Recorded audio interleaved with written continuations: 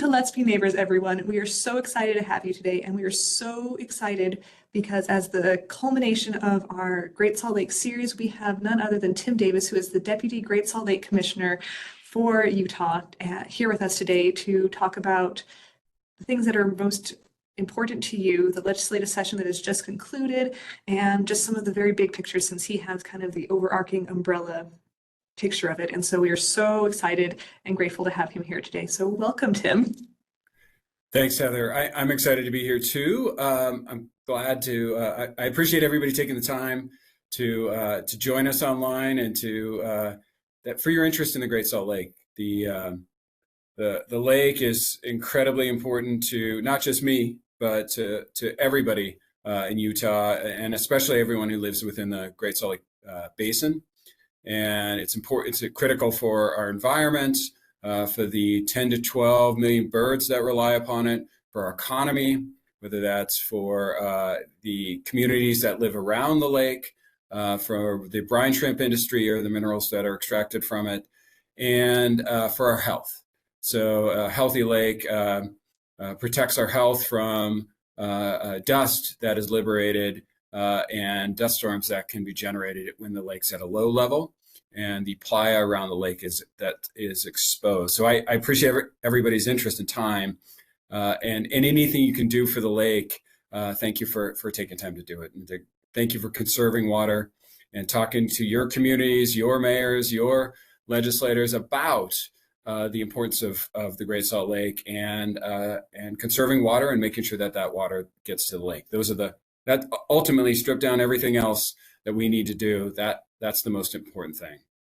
So I'll take a step back and just talk about where the lake has been recently. In 2002, the lake fell to its lowest level ever.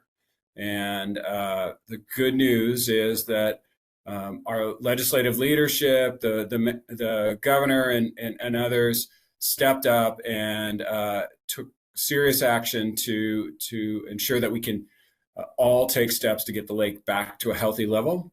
And then Mother Nature gave us a leg up, and we had a record snow year in 2003. The lake rose 5.5 feet to an elevation of 4,194 feet above sea level in 2003. We've then had another good water year this year, and the lake is already, and we're in March, the lake has already risen to the same level it rose last year, and it's projected to come up at least another foot. So we're in a much better place than we were, but the lake is still 4 feet below the minimum healthy range, elevation range that we want to see it at. So the Great Salt Lake Commissioner's Office, where I'm the deputy, we were created by the legislature in 2023. And directed to create a strategic plan for the Great Salt Lake.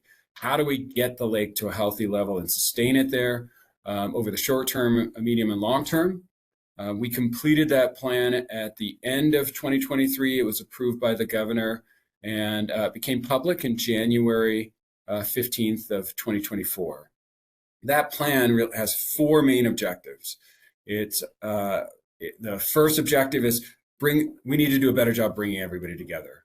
There are lots of agencies that work on the lake. There are lots of public and private partners that work on the lake. We have communities that care about the lake. So we need better coordination of all those efforts. That's the first objective.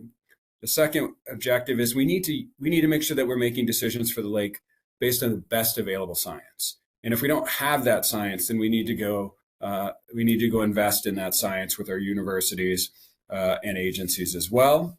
The third objective, and this seems really simplistic, but it's really the crux, is we need to get more water to the lake.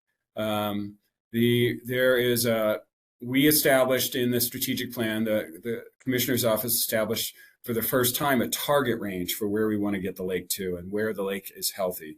And like I said, that we're still 4 feet below that target range, but hopefully the lake will come up at least another foot this year and we'll get closer. And we will be developing a 30-year plan for getting how much water more water we have to get to the lake every year for 30 years on average to get the lake to that healthy level and sustain it there. So that's one of the things we'll be doing the next year. And then the fourth objective is to make sure that we're protecting air quality from dust from the lake and the people that are impacted by it, and water quality in the lake. Really, salinity levels. That in 2022, salinity got so high, salt in the South Arm of the lake got so high that brine shrimp were starting to be impacted. Brine flies that the birds rely upon were largely disappearing. So luckily, we've come a long way since then, but we don't want to go back there. So we also set a floor for a level that we don't want to go past, and that we will make every effort as a state to make sure that we don't fall below an elevation of 4190. And in 2022, we went all the way to 4188.5. So this legislative session, the 2024 legislative session, there was one really big piece of legislation. It was House Bill 453. And what that did was that created incentives for, there's mineral extraction industries around the Great Salt Lake that pull water out of the lake, put it in these large, basically pools, really shallow pools, and evaporate that water to get minerals out of it. And that's used, that's everything from manganese to salt to lithium. And so, and that's used for everything from, electric cars to aluminum cans, to the salt that you see on the road that we put on the roads in winter, or on your dinner. That Morton Salt also gets some of their salt from the Great Salt Lake. So, however, those extractive industries, when they pull water out of the lake and evaporate it, that obviously has an impact on the lake when it's below a healthy level. So the legislature created incentives for those industries, those companies, to enter into voluntary agreements with the state of Utah to decrease the amount of water they're using during times when the lake is below a healthy level, and that could save hundreds of thousands of acre feet in the lake when the lake is struggling.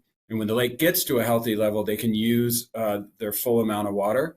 And we've already had one of the companies come to the table, make an agreement to cut their water use all the way down to cutting their water use completely if the lake falls to past that floor that I talked about, that elevation of 4190. So that is really good news, and that will have a big impact on the lake, especially as we still are working to get the lake up to a healthy level. Any cuts to water use out of the lake are important. At the same time as we're working with communities, farmers, industries upstream from the lake to conserve water, make sure that it flows down to the lake and gets to the lake and is able to bring it up. That was the most impactful bill this legislative session.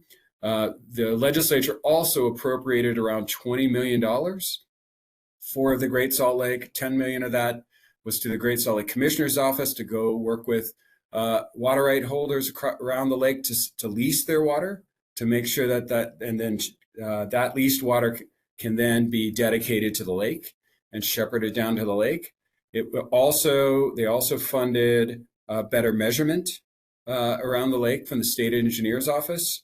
They funded the Divisions of Forestry, Fire, and State Land, and the Division of Wildlife Resources to go remove invasive species from around the lake, plants that soak up a lot of water and that stop water from getting to the lake.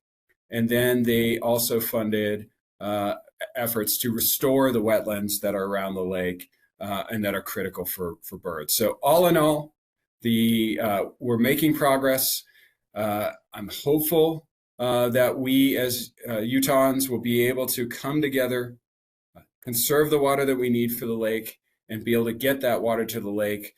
And by doing so, we make our own communities, our families, our farms and industries more resilient over time, because just because we had 2 good water years, we will have drought again.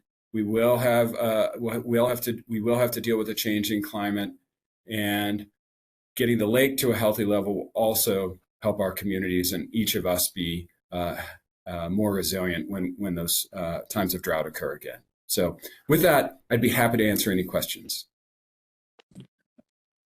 Thank you so much, Tim. And you covered one of the big ones already, which was what bills have been passed this year. So we got that one just straight out of the way. Great. And that was a great overview. So thank you very much. As for extra questions, one of the ones that had lots of variants or different forms of it essentially was growing population in conjunction with a very limited resource. So essentially, have we exceeded the population our region has and the potential to sustain? The simple answer is no, but what we really need to do is we need to grow differently.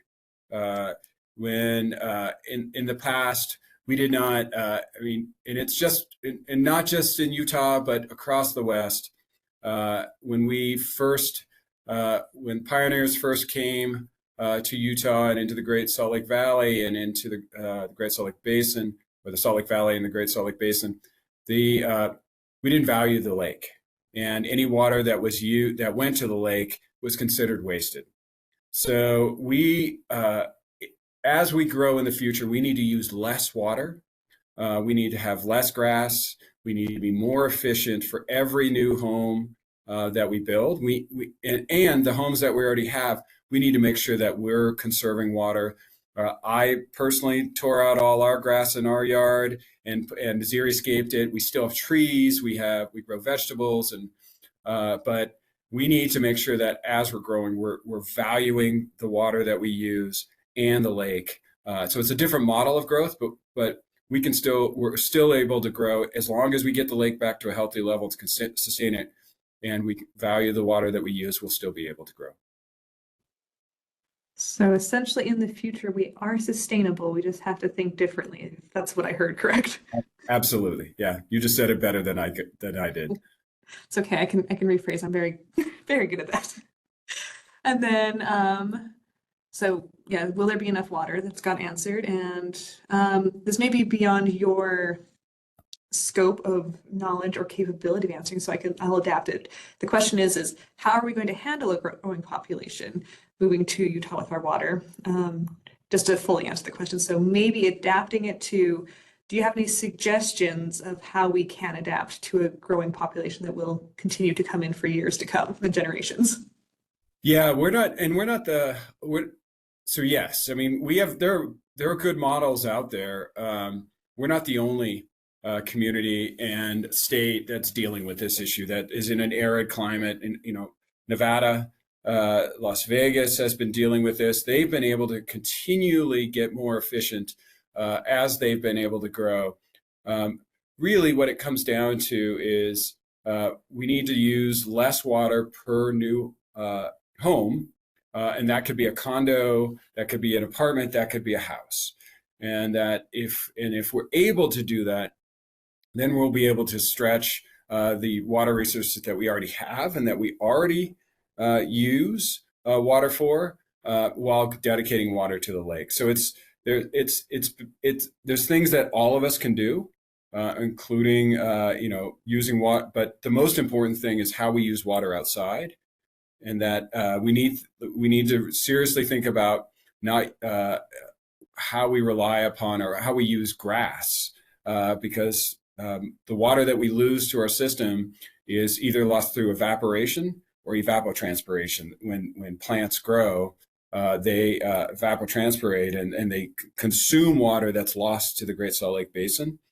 And if we're not using grass, if we're only using grass to mow it and not using it as functional grass, then we need to seriously think about not having grass where it's not functional, not being used, and limiting the amount of grass that we're putting down for new development too.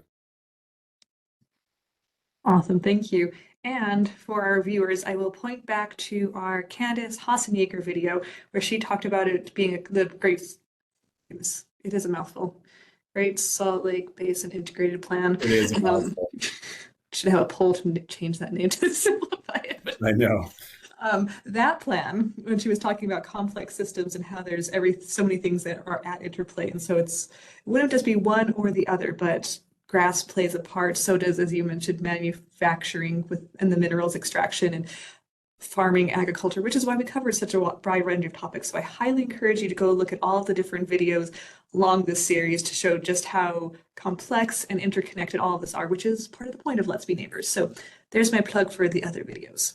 And then let's see, you talked about the levels of salt and whether it's healthy, and loved that you talked about there's a floor that you like a threshold we don't want to cross. So we're in a upward spot basically to answer the question from our viewer, but upward, but still wanting to get better. Yes. Yep. We are. And then our last question from a viewer, then we'll ask for any final thoughts you have, is will the Great Salt Lake really be a wasteland in 50 years? You may have heard that. No. Yeah. No, I mean, I certainly hope not. I believe that we, all of us, that we will take the steps that we need to make sure that we get enough water to the lake, that the ecosystem in the lake is healthy, that we're able to sustain healthy lake levels well into the future, 50 years. We don't know how the climate will change over that time, but we know it will change. And so we'll have to continue to adapt as changes take place. And as you asked the question about growth. As we continue to grow, we'll need to continue to adapt. We'll probably have to continue to become more efficient over that time if we're going to be adding more people, more industries. But I believe that we will take the steps, and we are planning for the next 30 years, so not 50 years out, to ensure that we're taking the steps to get the lake to a healthy level and sustain it there. All right, thank you. So Tim, do you have any final thoughts for everyone as we conclude this section of the series, and just anything from your position? So I want people to not lose. I think my final thought is I want people to not lose hope, but also with these last 2 good water years, that I don't want people to become complacent. We need all of us, and I want to ask all of you, like I already did, but I'm going to reiterate it. But to take the steps that you can to conserve water. Talk to your family. Talk to your community leaders. Talk to your legislators and others, and please find ways that you can conserve water. Make sure that once we conserve that water, that our cities, our towns, our businesses, that we're dedicating that water to the lake, and we're getting it to the lake. The good news is that since we've impacted by using water, we've impacted the level of the lake. We've had an impact that has drawn the lake down. That means by changing our behavior, we can impact it and bring it back up. So I guess that's my final thought: is don't lose hope, but don't get complacent. And please take every step you can to conserve water and get it to the lake. And again, thank you for your interest, and thank you for everything you're doing for the lake already. Thank you so much, Tim. Thank you for your time and experience, and thanks for all that you're doing for the lake and being able to talk with us today. Thanks, Heather. Thanks for this. Thanks for pulling together the whole series. It's really important. I appreciate it. Absolutely. All right. Thank you, everyone, and we will see you next time on Let's Be Neighbors. Have a good day.